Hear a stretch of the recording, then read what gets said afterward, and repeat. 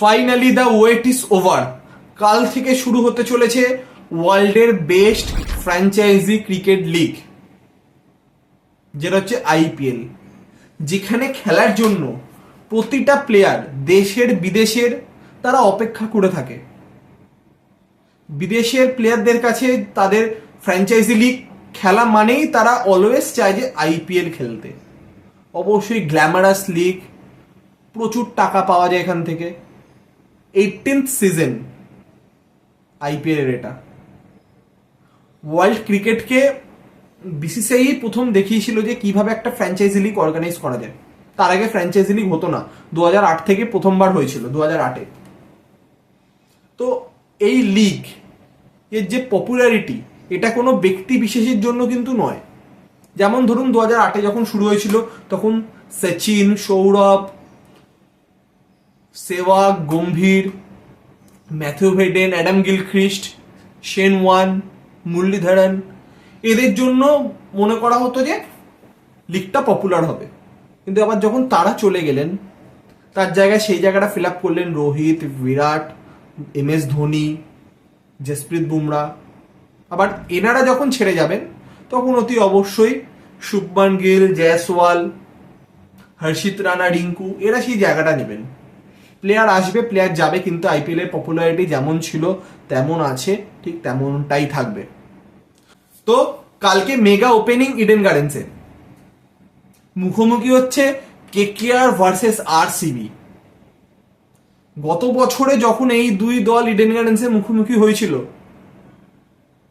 একটা রবিবারের দুপুর বেলাতে, কি ঘটেছিল আমরা সকলেই জানি। পুরো অ্যাকশন প্যাকড মুভি বলতে আমরা যা বুঝি তেমনটাই। বিরাটের অ্যাগ্রেশন, সেই বিতর্কিত আউট, লাস্ট বলে রান আউট, ফিল সল্টের দুরন্ত রান আউট করা, কেকেআর লাস্ট বলে গিয়ে ম্যাচ জেতা, মিচেল স্টার্কের বলেতে লাস্ট ওভারে 3টে 6 মারা, করণ শর্মার দুর্দান্ত ম্যাচ ছিল। দুই দলই 200-র বেশি রান করেছিল। ফিল সল্টের মার কাটারি ব্যাটিং, সবকিছু আমরা দেখতে পেয়েছিলাম সেখানে। এবং সেই ম্যাচের পরেতে যে কটা ম্যাচ বাকি ছিল আরসিবির যে পারফরমেন্স ছিল সেটাও আমরা দেখতে পেয়েছিলাম। তো কালকে আবার ইডেন গার্ডেন্স আবার মুখোমুখি হচ্ছে কেকেআর আরসিবি। তো একটি হাড্ডাহাড্ডি কন্টেস্ট আমরা দেখতে চলেছি, সেটা বলাই বাহুল্য। তো 10টা টিম একে অন্যের প্রতিদ্বন্দ্বিতা করবে একটা টাইটেল জেতার জন্য, যেটা গতবার শ্রেয়াস আইয়ারের ক্যাপ্টেন্সিতে কেকেআর জিতেছিল। এবার কিন্তু শ্রেয়াস আইয়ার কলকাতাতে নেই, তিনি চলে গেছেন পাঞ্জাবে। তিনি কি আবার এই ট্রফি জিততে পারবেন? তার উত্তর দেবে সময়। তো বেসিক্যালি দুটো গ্রুপে ডিভাইড করা হয়েছে 10টি টিমকে। গ্রুপ ওয়ানে রয়েছে KKR, RCB, RR, Chennai, Punjab. Group 2-তে রয়েছে হায়দ্রাবাদ, দিল্লি, গুজরাট, মুম্বাই, লখনৌ। তো এবার দুটো গ্রুপের কনসেপ্টটা কি আপনাদের আরো একবার বলে দিই। আপনারা সবাই জানেন একই গ্রুপের যে টিমগুলো রয়েছে তারা একে অন্যের সাথে দুবার করে খেলবে, আর অন্য গ্রুপের টিমের সাথে একবার করে খেলবে। একটা ছোট এক্সাম্পল যদি দিই, গ্রুপ 1 আপনারা দেখলেন কেকেআর রয়েছে, সিএসকে রয়েছে, আর আরসিবি রয়েছে। তার মানে কেকেআর আরসিবির সাথে দুবার খেলবে, বা কেকেআর সিএসকে এর সাথেও দুবার খেলবে। কিন্তু আপনারা যদি দেখেন হায়দ্রাবাদ বা মুম্বাই ইন্ডিয়ান্স, এরা গ্রুপ 2-তে রয়েছে। তার মানে কেকেআর যখন গুজরাটের সাথে খেলবে একবার খেলবে, বা কেকেআর যখন মুম্বাই ইন্ডিয়ান্সের সাথে খেলবে একবার খেলবে। সেটা হোম ভেন্যু হতে পারে বা অ্যাওয়েতেও হতে পারে। যেমন হচ্ছে কেকেআর ভার্সেস এমআই, ম্যাচটা কিন্তু হবে ওয়াংখেড়েতে, মানে সেটা কেকেআর এর ক্ষেত্রে অ্যাওয়ে ম্যাচ। কিন্তু আবার যখন কেকেআর সিএসকে ম্যাচ হবে, অবভিয়াসলি একটা চিপকে হবে, একটা ইডেন গার্ডেন্সে হবে। তো এই হচ্ছে দুটো গ্রুপের কনসেপ্ট।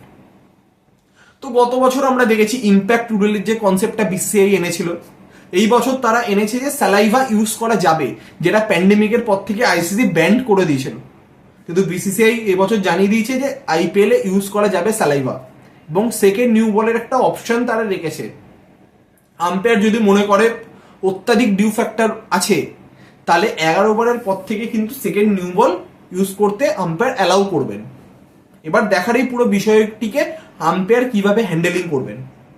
কারণ বেসিক্যালি যদি আপনারা দেখেন যে দুপুরবেলার ম্যাচে খুব একটা ডিউ ফ্যাক্টর আসে না, স্পেশালি আসে হচ্ছে রাত্রিরের ম্যাচে, স্পেশালি যারা সেকেন্ডে বোলিং করে সেরকম ক্ষেত্রে, স্পেশালি ইডেন গার্ডেন্সে, চিন্নাস্বামীতে, বা চিপকে, নরেন্দ্র মোদী স্টেডিয়ামে, এইসব জায়গাতে কিন্তু ডিউ ফ্যাক্টর অত্যাধিক বেশি থাকে।